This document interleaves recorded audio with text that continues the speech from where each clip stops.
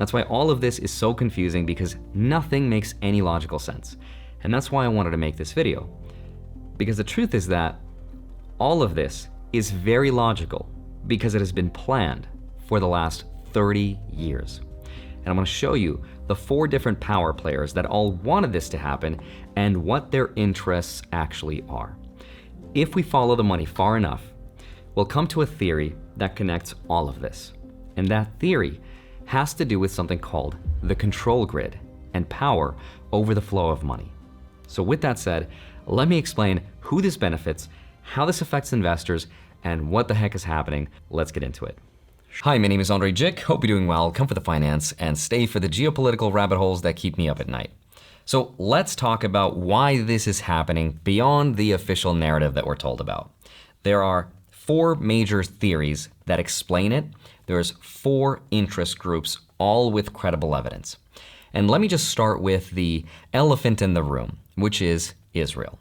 Okay, so why do people think Israel forced the US to go to war? Evidence number 1 is a video of Marco Rubio explaining why this happened. We knew that there was going to be an Israeli action. We knew that that would precipitate an attack against American forces. And we knew that if we didn't preemptively go after them before they launched those attacks, we would suffer higher casualties and perhaps even higher those killed. So Marco told Congress, we knew there was going to be an Israeli action, so we struck preemptively. He's saying Israel was going to do this no matter what. And once Israel hit Iran, Iran was going to retaliate against the US by attacking US military bases. And because Israel made this inevitable choice, the US was forced into it as a preemptive action. Now, another piece of evidence is an incredible interview with a former CIA officer, John Kiriakou. I'll leave a link down below to the podcast, but John claims that Israel essentially gave the US an ultimatum. His words: Israel said to the US, bomb Iran's nuclear facilities or we will use our own weapons to do it. The reason, though, I'm told, that Donald Trump decided to bomb Iran was that the Israelis said for the first time, if you don't bomb Iran to take out these deep bunkers, we're going to use nuclear weapons. And they had never threatened that before.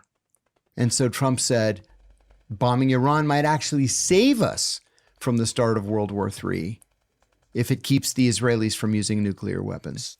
That's the whole reason behind Operation Midnight Hammer, the initial strikes against Iran, which was to prevent World War III or an all-out nuclear war from starting, right? Now, Israel has never officially acknowledged having nuclear weapons, but a lot of experts believe they do, even though they've never said it. So if John Kiriakou's source is accurate, Israel threatened to use weapons it has never admitted to having, which forced the United States into a war to prevent a potentially much bigger one involving nuclear weapons from starting. That's a huge claim. It hasn't been independently verified, but it does have a lot of credible evidence.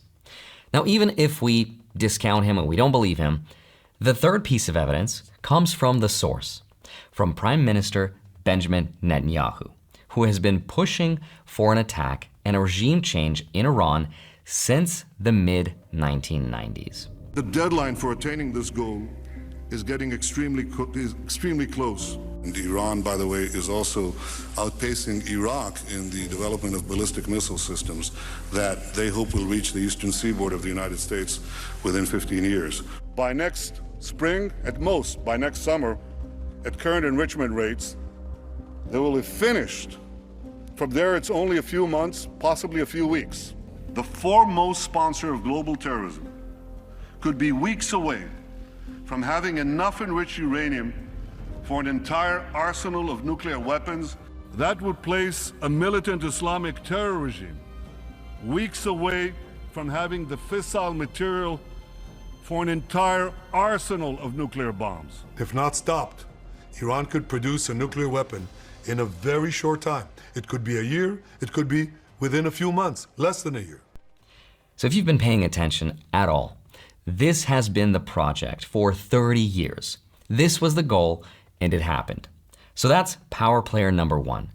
Israel wanted Iran's regime gone, and they got it with American firepower American service members, and American money. And in the grand context of power, who does this benefit?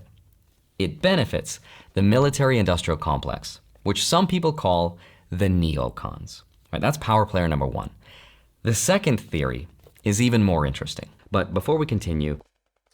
Bom, é isso aí que vimos.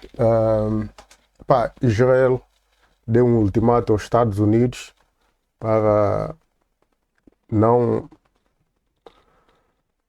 se envolver, porque senão vai lançar bombas atômicas no Irão.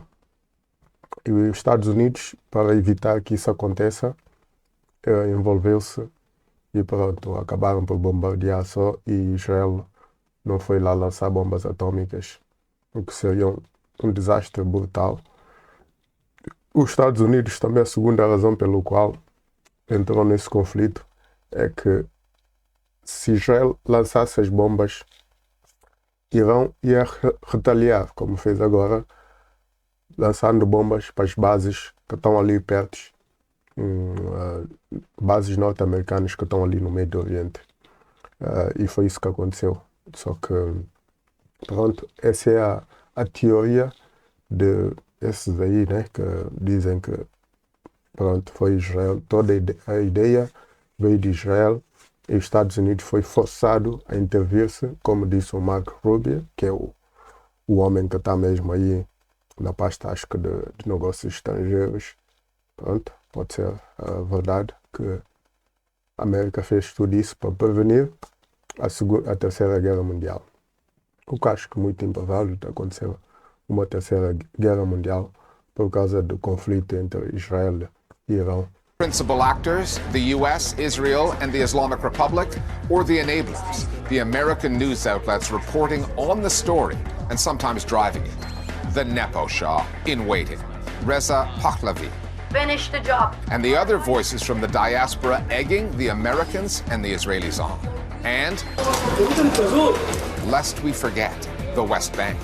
A Palestinian journalist's take on the Israeli settlers and soldiers, and what journalism there is up against.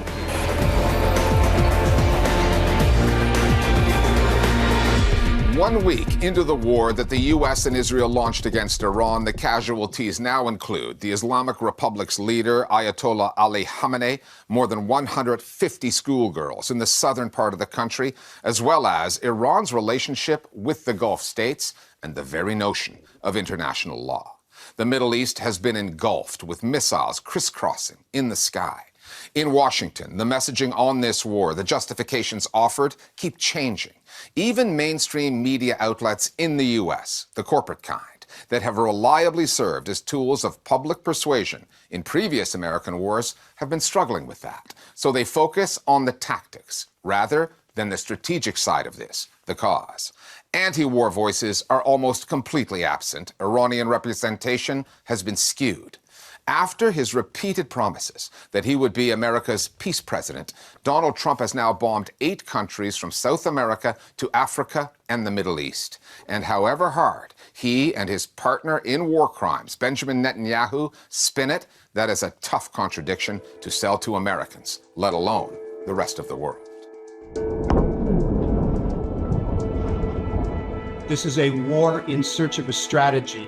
Eliminate the intolerable threats posed by this sick and sinister regime. Aimed at toppling the regime 1 hour. It is time to end the Islamic Republic. Destroying the nuclear program another hour. We have to prevent Iran from getting nukes. Creating an Iranian democracy or something the other hour.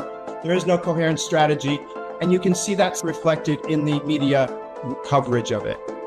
Because in the absence of a strategy, how do you frame a coherent message through the news media?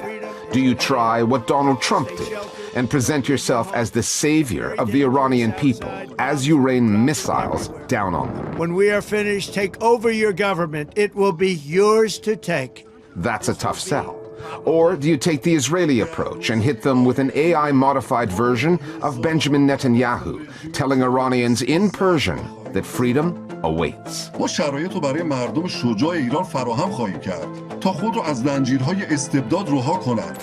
But on the messaging, the US and Israel can at least count on this, that many of the messengers in the American media are there to help. Why is attacking U.S. military bases abroad justified? But because they are attacking us. Let's take a look at why this part of the world is so crucial for the world's oil supply.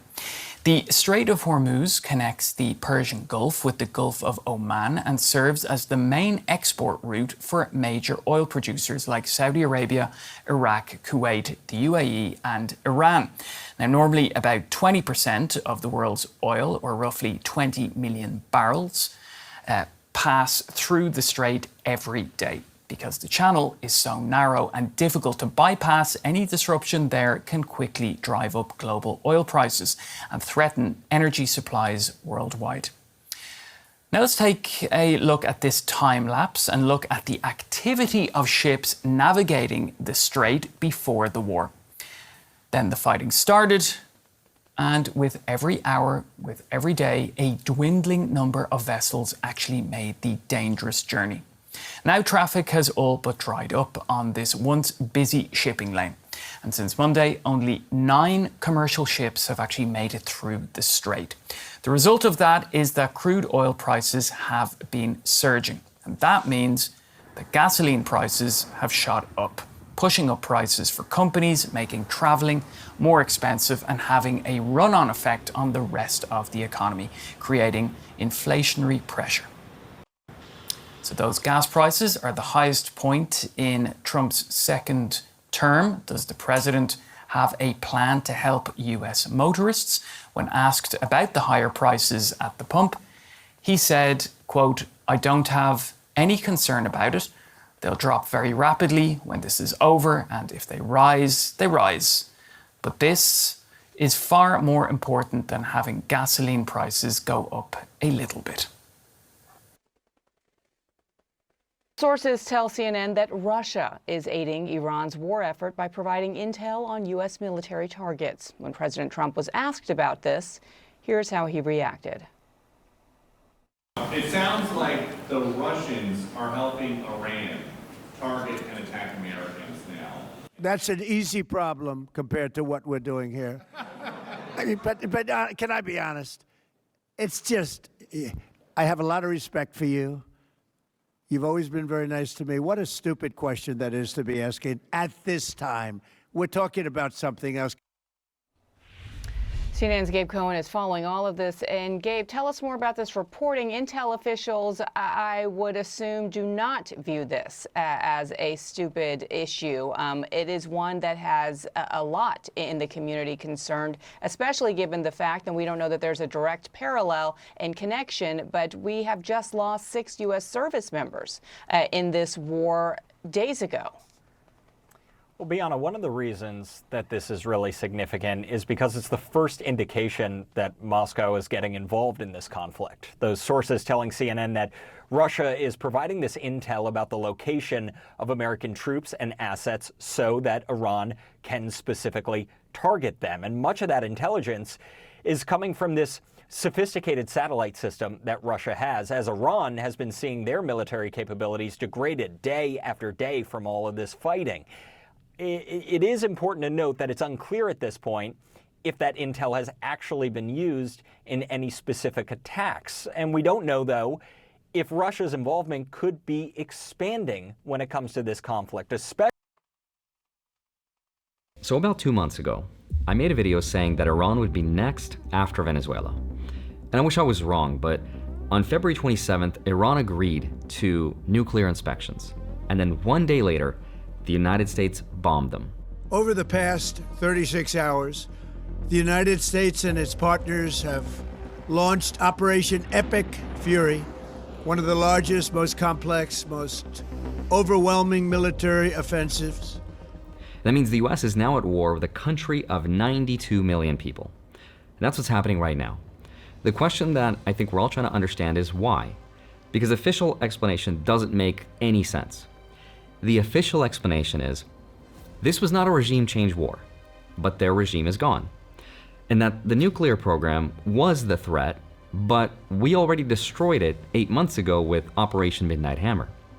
that Iran was about to attack the US because they had the capability to make nuclear weapons, but the Senate Intelligence Committee says they saw no evidence of any threat. There was no imminent threat to the United States of America by the Iranians. Porque o Irão não tem assim tanto amigos, porque eles são extremamente radicais. O ramo xiita do Islão, aquilo é só radicalismo, são extremamente radicais. Diferentemente dos outros ramos do Islão, os sunitas, que é a maioria do mundo, são mais pacíficos. E pronto. E vimos aí o petróleo também a subir por causa do estreito de Hormuz, okay? Como é que chama aquilo? Onde passa muitos barcos, que são mais ou menos 20% de todo o petróleo mundial passa ali naquele estreito. E aquilo, o Irão pode interromper aquilo e pronto, e bloquear aquilo e não passarem assim tantos petrolíferos para levar o combustível, petróleo para outras partes do mundo, o que vai fazer com que o preço do combustível comece a aumentar, principalmente na Europa, que depende muito do petróleo que vem dessas áreas aí, e que também está com crise petrolífera. Isso, com essa guerra, vai aumentar ainda mais o problema se não tiver muita reserva de petróleo. Mas pronto, estamos aí, é isso aí que eu estive a ver, e subscrevam-se aí o canal, que pá, vamos sempre analisar o que é que se passa e ver umas visões. Pode ser a visão que eu concorde, ou que tu concordes, ou que eu discordo. Pá, estamos sempre a aprender, então vamos sempre vendo e analisando e compartilhar, como eu estou a fazer agora. Então, estamos juntos.